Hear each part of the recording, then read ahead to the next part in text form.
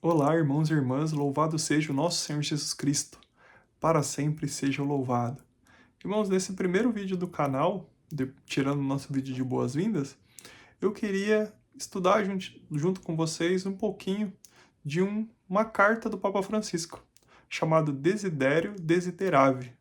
Se vocês quiserem, depois vocês podem procurar, esse documento é público, tem em português, e essa carta ela é destinada a toda a igreja, não só aos padres, mas também à formação dos fiéis leigos sobre liturgia, né? E sobre o que o Papa quer refletir? Sobre qual é a nossa missão, qual é o nosso papel dentro da liturgia, dentro da celebração da Eucaristia. Em primeiro lugar, por que nós celebramos? Nós celebramos por causa de Cristo. Se ele não tivesse vindo até nós, Deus tivesse encarnado, se dado a conhecer, nos ensinado o seu amor, morrido e ressuscitado, provavelmente não existiria igreja, né? Então é por causa de Cristo, em primeiro lugar. Mas tem um ponto culminante, né, que logo antes da sua morte, ele quis cear com seus apóstolos, com seus discípulos. Lá em Lucas 22, ele vai dizer que desejei ardentemente comer essa ceia convosco antes de sofrer. Então foi um desejo dele. E daí, nesta ceia, ele vai nos dar a missão que é o tesouro da igreja, que é a frase fazer isto em memória de mim. Que isso não significa só lembrar, recordar, fazer um teatro, mas significa uma missão. Porque quem convida para esse banquete é o próprio Cristo. O Papa vai dizer nessa carta que ninguém tinha um lugar, ninguém tinha um assento reservado naquela ceia. Aquela ceia era para todos que Cristo convidar, e ele convida a todos.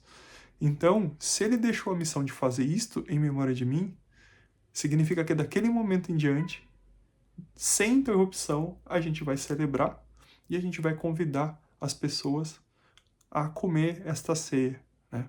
Esta ceia que é o próprio corpo, que é o próprio sangue de Cristo.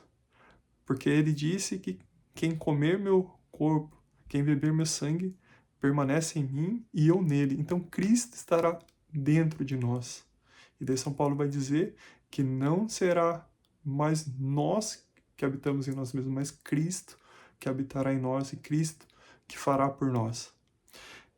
E daí, antes dessa ceia, ela precisava ser preparada.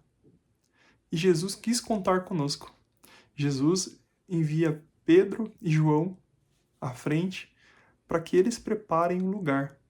A igreja viu nisso um sinal de que ela deveria preparar a Páscoa do Senhor diariamente, de hora em hora, e principalmente aos domingos, que é onde, por excelência, nós vamos reunir para celebrar o Senhor, que é o Senhor do domingo, né? Dia da ressurreição de Cristo.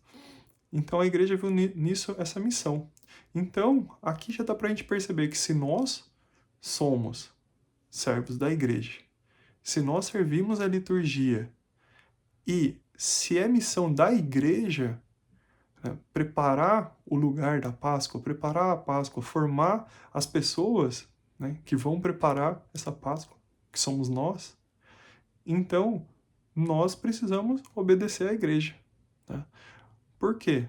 Como eu disse, a ceia é de Cristo. Então não cabe a nós decidir o que vai ser feito, como vai ser feito. É a igreja, é da igreja que vê essa missão. Ah, mas nós não somos igreja? Claro que nós somos igreja. Mas temos que lembrar que nós somos o corpo de Cristo. Cristo é a cabeça. Nós somos corpo.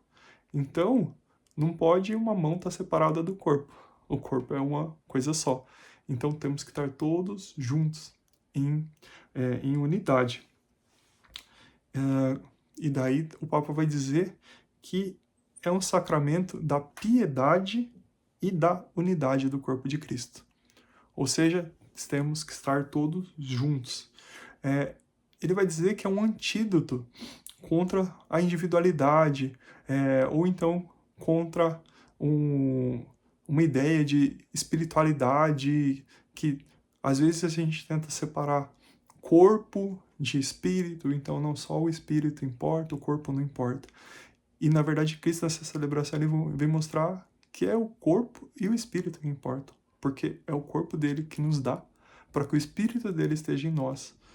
Então nós não podemos ficar com uma espiritualidade vazia, né, de um sentimentalismo, dentro da liturgia, de meu Senhor e meu Deus, e daí eu tô lá, eu tô bem, me sentindo bem com Jesus, porque esse não é o momento, e esse não é o objetivo da celebração da missa. Na verdade, a celebração não é sobre o eu, é sobre o nós, é sobre o corpo de Cristo, que é a igreja, que ele quis constituir. Então, todas as ações que nós fazemos vão ser em união. As respostas ao sacerdote, os gestos que nós fazemos, são todos em união. Então, eu não posso, pela meu próprio gosto, ir lá e fazer uma atitude, fazer um gesto qualquer, porque, na verdade, é a união de um todo que forma o corpo de Cristo, que somos todos nós. E por isso é importante a gente ter em mente que é preciso a gente reavivar o amor pela liturgia, o amor pela missa. O Papa usa o termo assombro, aquele assombro, porque realmente é algo inimaginável que Cristo fez por nós e que acontece na nossa frente. Mas nós perdemos isso. Nós, às vezes, queremos que Cristo apareça, que um monte de fogo do céu, que faça coisas miraculosas, mas ele faz. É o milagre de dar o próprio corpo pela vida do mundo. Né? Já não seria milagre suficiente para nós, que nós queremos mais do que isso. E ele vai dizer que nós perdemos a nossa capacidade de enxergar símbolos. Né? A nossa igreja ela é toda cheia de símbolos. E, na verdade, isso que nos faz católicos até.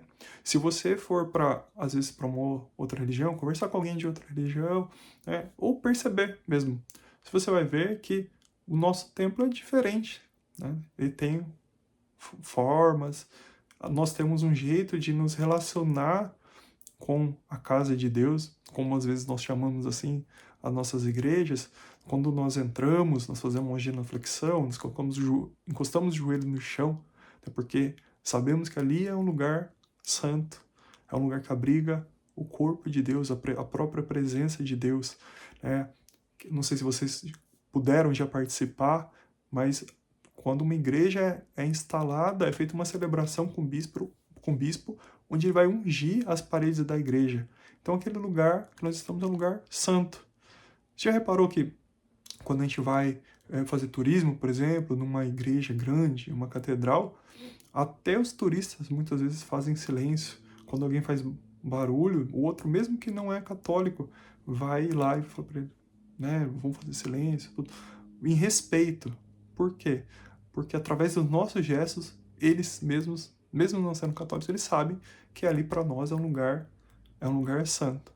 Então, nós precisamos reaprender a enxergar os símbolos, porque senão para nós a celebração vai ser qualquer coisa, vai ser como estar num lugar qualquer, porque a gente não entende o que está acontecendo, a gente não consegue enxergar a beleza do que está acontecendo. Às vezes a procissão ali do ofertório está levando os dons ao altar, o celebrante está pegando esses dons, colocando no altar, oferecendo esses dons a Deus, e a gente está preocupado com a sacolinha que está fazendo uma coleta, a gente está olhando outra coisa qualquer e a gente não está vendo o que está acontecendo diante dos nossos olhos, em todos esses gestos. Né? São Francisco, por exemplo, ele conseguia ver Deus em todas as coisas. Né? E hoje em dia a gente não consegue ver Deus nem nas coisas que estão dentro da nossa igreja, nem nas coisas que estão sobre o altar. Né? A gente perdeu a sensação de sagrado na própria criação. Né? O pão, que é o trigo, e o vinho, né, que vem da uva, são criações de Deus.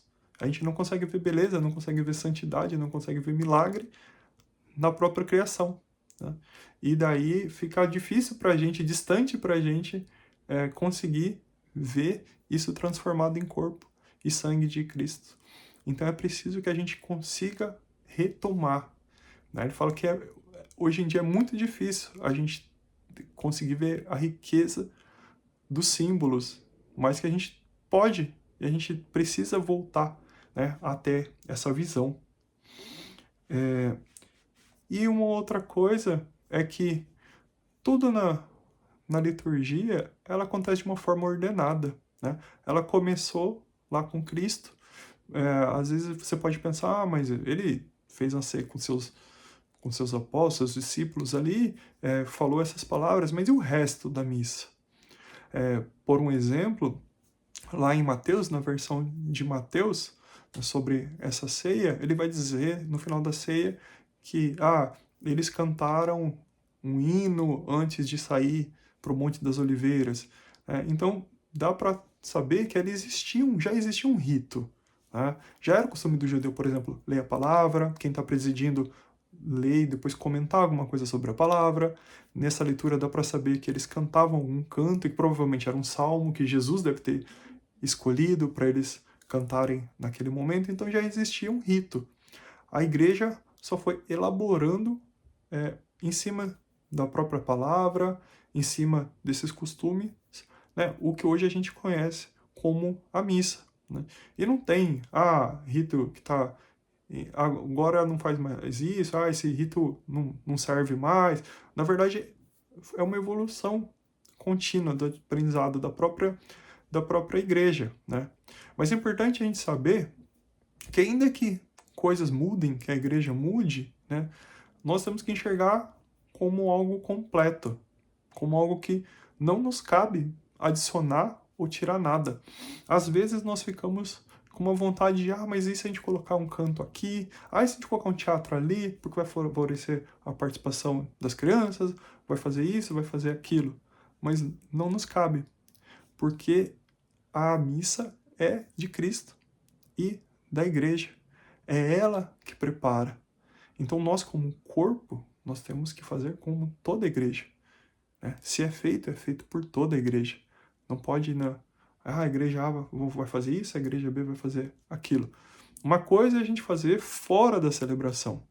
Nós podemos ter as nossas devoções, fazer reuniões e espiritualidades e tudo mais. Mas isso cabe à nossa vivência, da nossa comunidade, mas a missa é a preparação da Páscoa do Senhor feita pela igreja. É dela essa missão. Então, nós como servos, nós precisamos ter obediência. E por que nós precisamos? Porque nós precisamos que através dela é o Cristo que apareça e não nós. Eu não posso ser o protagonista. É Cristo o protagonista.